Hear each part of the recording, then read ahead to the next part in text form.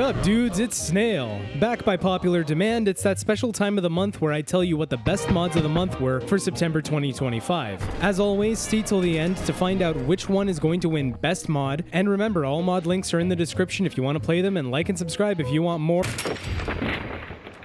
Anyway, settlement building is fun, but managing settlers can be a real hassle. Hey, Sturgis, You willing to do some work? Like for example, say I want to set some uniforms for my settlers, well that means undertaking the arduous task of acquiring as many of a single outfit as I can, chasing down every settler I can find, and forcing them to play dress up like they're on the Newgrounds adult game section. I mean sure, you can always just bring the settlers to you by using a bell, thus eliminating having to find them, but that only removes one step from the process. Settlement Outfitters is a new mod that greatly simplifies coordinating your settlement outfits. Here's how it works. You build an armor display or the mod provided hologram in your settlement, and you'll notice that it has a new interaction button for outfitters. You hit that button and create a new outfit. Add whatever clothing it is that you'd like your settlers to wear, equip the items onto the mannequin, and then assign this outfit to a job. Now save, and your settlers will be automatically dressed in their assigned clothing and armor. This is a massive quality of life change that makes managing your settlement so much easier, one that I think any post-nuclear city planner should definitely employ. As any good builder knows, settlement defense is pretty important. Recently, I had a light infestation of 20 deathclaws at Sanctuary, so I know. Don't ask me how they got there, that's not important. But this is exactly where good defense comes in handy, and where the new machine gun emplacement mod shines the brightest. This brand new turret mod from Salaki gives us these heavy-duty, high-caliber freedom dispensers that are loosely based on the T-77 MGMC vehicle. I wanted to test the turret's time to kill, so I spawned in 3 deathclaws and... Wait, what the f***? They're dead. Okay, let me spawn in, I don't know, 10, let's say.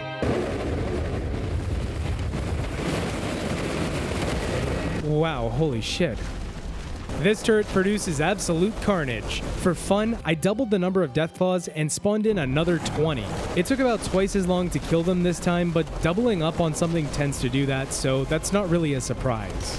Obviously, I was pretty impressed, and I wanted to compare these with the vanilla game turrets, so I replaced them with 4 of the strongest vanilla game turrets available, and spawned in a decently high number of deathclaws. Alright, let's see how these things actually do. These vanilla turrets simply could not compete when faced with that many deathclaws. Before they even had a chance to do any real damage, the deathclaws would just break the turrets, therefore rendering them unable to fire. This led to a 10-minute cleanup operation where I exposed myself to significant risk. Just kidding. I turned on God mode and got to work. Here's a fun side note. When the deathclaws would break the turrets, the physics would send them flying into the air. I'm not sure why it does this, but it was pretty funny to watch, so I may have repaired the turrets a few times for my own amusement. This turret's not part of the package, although it's also pretty neat. This is actually from our first weapon mod of the video. Returning from the Mojave in New Vegas to spray and pray its way around the Commonwealth is the 12.7mm SMG. It's a punchy new SMG that comes from degenerate DAC. As with all DAC weapons, it's a highly customizable gun, although in New Vegas it previously only had the silencer attachment. But the cool thing is that DAC made a whole host of new fixtures for this weapon, including all the attention to balancing. Balance can get not now, past Snail, that we've come to expect from just about any DAC weapon.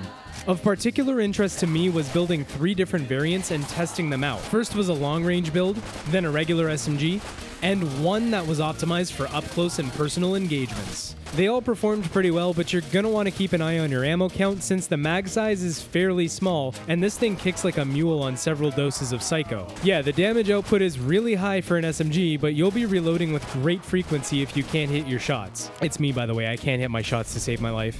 It can be found on Gunners, Brotherhood of Steel, and vendors after level 36, and as always, it fits naturally within the vanilla game since it's already a canon weapon in the franchise, so it'll pair perfectly with the rest of the vanilla roster. If you still have to work your way to level 36 though, then you should probably just use the vanilla rifles instead, especially since we got some sweet reanimations for them this month. Vanilla Reanimation Project Rifles modernizes the vanilla rifles by giving them brand new reload animations. These animations are a huge improvement on the base animations, and even the animations that haven't changed a whole lot have a much more natural feeling application. Now keep your eye on the screen because I'm going to be comparing them side by side as I talk, but here goes. The weapons that this mod changes are the hunting rifle, the radium rifle, the railway rifle, It's not much of a change, but the movement feels a little more natural at least. The double barrel shotgun, hell yeah, I finally want to use this thing, fuck. The Gauss rifle, and the lever action rifle. I gotta say, after 10 years of watching the same reloads, you get kinda bored with the same old animations playing endlessly, kill after kill after kill. So these new animations may seem small, but they go a long way for at least providing some new visuals to look at while you clean house. As the kids and Martin Scorsese both say, it's absolute cinema. And if the sparkly new reloads aren't enough to convince you, then there are new unholster animations for the hunting rifle, lever action rifle, and double barrel shotgun. When used with other mods like Uneducated Shooter, these animations complete a bigger picture of taking Fallout 4's combat from feeling dated to something approaching a modern combat system. The melee combat system needs a similar updating, and that's why last month's Souls-like Parry won Best Mod of the Month. If you need a weapon to use it with, here's an excellent sword, also from Degenerate Dak. You ever notice that the Brotherhood of Steel don't really carry melee weapons? Like, they carry everything else under the sun: assault rifles, laser rifles, plasma rifles, Gatling guns of different varieties, but never a melee weapon. But in September, we got an excellent alternative in the form of the Paladin sword, a Brotherhood of Steel melee weapon. As the name suggests, this weapon was made for Brotherhood Paladins and has been designed with damage potential and power suits in mind. Not only does it look great when paired with a suit of power armor, but it carries a range of attachments that affects both what sort of damage it does and makes a major change to the sword's aesthetic. Look at this is a fucking lightning sword. How are you gonna tell me this isn't cool? Like, have you never played Sekiro? Lightning and swords go together like peanut butter and sardines. Not just electricity damage though, you can also get variants that do fire damage and some excellent looking energy swords if you want to go a little more sci-fi. Now, because of its lore, it's exclusive to Brotherhood of Steel vendors, and you can get your very own sword after completing the quest that makes you a paladin in the BOS. Given its origins, it wouldn't make a lot of sense for it to be found elsewhere, so this is pretty much only going to be used during a Brotherhood of Steel run. Me, however, I'm a dirty cheater, so I just used the ESP Explorer and cheated the sword in. And don't tell Dance, but it goes great with a bit of jet.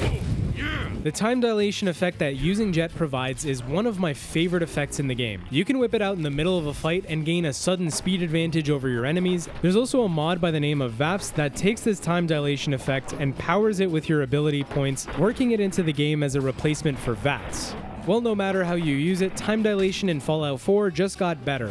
No Slowdown is a mod that removes the slowdown experienced by the player during jet or bullet time or VAFs, all while keeping your enemies impotent against your attacks by keeping them slow. My favorite way to use this was with the Paladin sword, since I could get up close and go around performing pro bono amputations. So this is the best mods of September, but you're watching this in October, so you probably want something spooky to fall in line with the season. Imagine a dungeon in the middle of the Commonwealth, where Vault-Tec paired up with one of the sketchiest companies in the game universe to build a vault experiment that was not only horribly dystopian, but extremely creepy and unsettling on a fundamental existential level. To Vault 117, Quarantine Facility.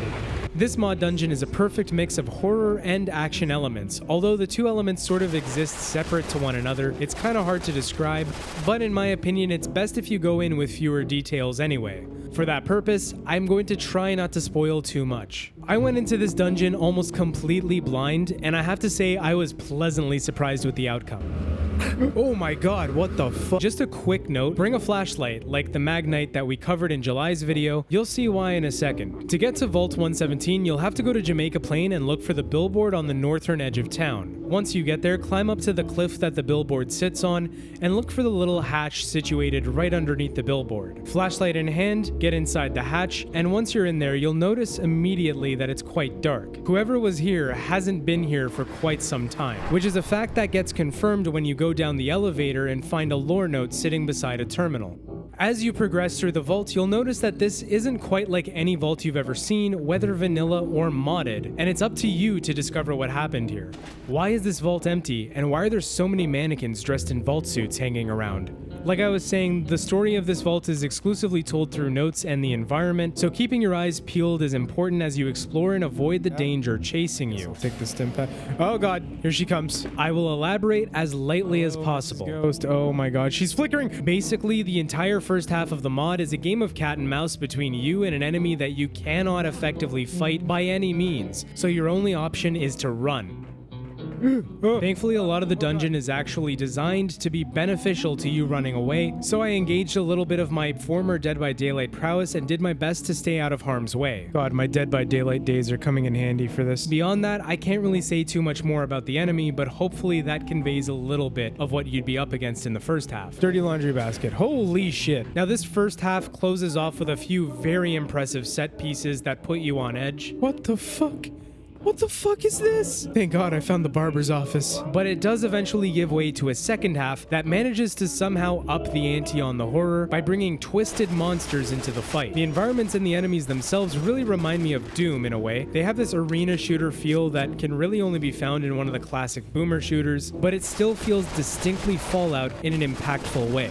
Again, I don't want to go ruining anything, but just trust me, play this mod, you won't be disappointed, okay? Those are the entries for the best of September. Take a moment to comment down below with which one you're going to try out. Meanwhile, I'm going to go over the runner-up for September. Insanity is a new mod that adds a mental health management system to Fallout 4. This mod is in alpha right now, which doesn't mean you should wait because it still lays out a lot of the foundational groundwork that this mod would bring to the game. Basically, in a nutshell, the mod adds a sanity stat that gets tracked in the background, and you can check this stat with a diary item that can be crafted at the chemistry bench. This stat will decrease a little bit for every human you kill, every chem you take, and even if you eat certain foods. I wanted to see how far into the negatives I could actually get, so I did what any sane, rational person would do, and I built a concrete box and locked myself in it with 50 raiders. Hell yeah.